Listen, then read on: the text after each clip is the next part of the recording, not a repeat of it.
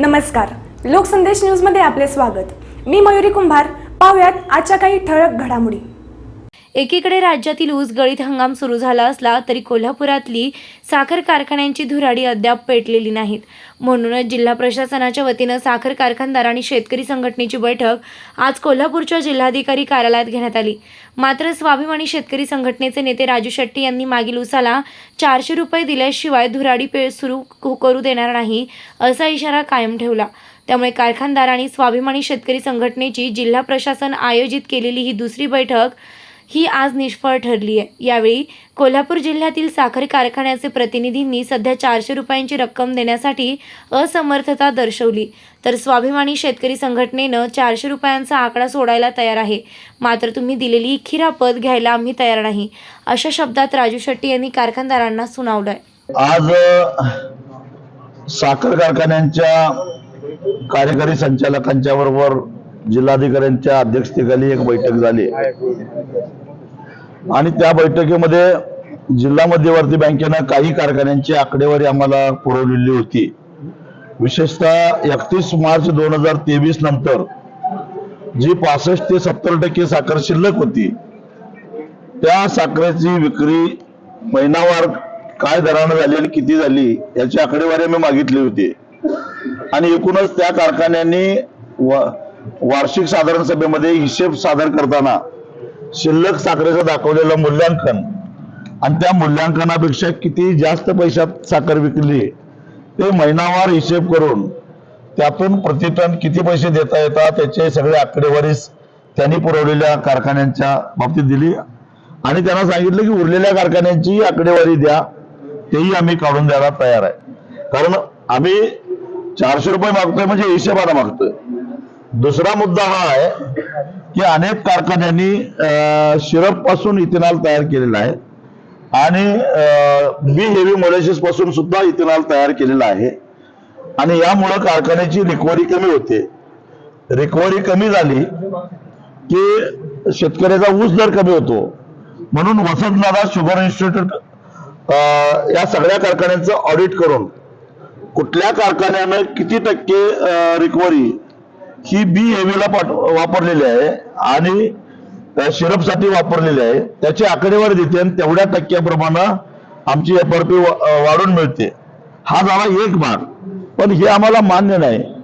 कारण साधारणपणे 1% रिकव्हरी जर का इथेनॉलच्या उत्पादनासाठी वापरलं तर त्याची भरपाई म्हणून आम्हाला फक्त 307 रुपये मिळतात आणि प्रत्यक्षामध्ये साखर कारखाने त्याच्यापासून आम्हाला दिलेले 307 रुपये वजा जाता जवळपास 161 रुपये म्हणजे 50% जास्त नफा घेतात आणि त्यामुळं त्यात सुद्धा आमचा हिस्सा पाहिजे आणि ते सगळे पैसे इकडे आले पाहिजेत। कारण बाकी सगळा हिशेब पूर्ण झालेला आहे।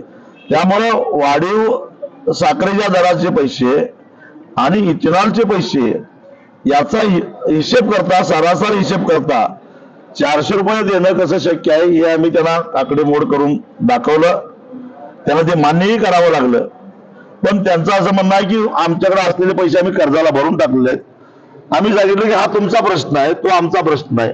आम्ही एवढंच सांगितलं की 31 मार्च नंतर विकलेल्या साखरेचे पैसे एवढे होतात आणि इथेनॉलचे पैसे एवढे होतात, ते तुम्ही आम्हाला देणं लागता। तो त्यांना मान्य करावाच लागला। ज्या कारखान्यांनी जिल्हा बँकेकडे आकडेवारी दिलेली नव्हती त्यांनी उपलब्ध करावे त्याही कारखान्यांचं आम्ही सांगतो। मी काही विशिष्ट कारखान्याचं सांगतो याच्यातला भाग नाही आणि या बाबतीत पैसे द्यावेच लागतील। आम्ही पाहिजे तर 400चा आग्रह सोडतो, पण याचा अर्थ तुम्ही दिला म्हणून किरकोळ प्रसाद घेऊन आम्ही समाधान होणार नाही। तेव्हा आणि तोपर्यंत 1-2 दिवसामध्ये तुम्हाला जो काही निर्णय घ्यायचा तो घ्या, तुमच्या चेअरमन बरोबर चर्चा करा, संचालक मंडळावर चर्चा करा, पण बळाचा वापर केला आणि साखर कारखाने चालू करण्याचा प्रयत्न केला तर मग घनघोर संघर्ष होईल आणि मग आम्हीच चर्चेचे दरवाजे बंद करू आणि मग जे काही निर्णय होईल तो मैदानातच होईल असा इशाराही त्यांना दिलेला आहे। साखर कारखाना कार्यकर्ते पुढच्या बाजूला लावतात आणि गाड्या मध्ये ठेवून घेऊन जातात, त्यांना काय तुम्ही इशारा? जिल्हा पोलीस प्रमुखांना आम्ही विनंती केली, एक तर हिशेब करायला कारखानदारांनी वेळ केलेला आहे, त्यामुळे मुत्तीत कारखाने सुरू होत नाहीत ही जबाबदारी त्यांची आहे किंवा ती चूक त्यांची आहे. तेव्हा हिशेब करा, कारखाने सुरू करा, आमचं काही म्हणणं नाही. परंतु आम्ही हिशेबही पूर्ण करणार नाही आणि आम्ही कारखाने सुरू करणार अशी दादागिरी जर करत असाल तर त्याच भाषेत त्याला उत्तर दिलं जाईल.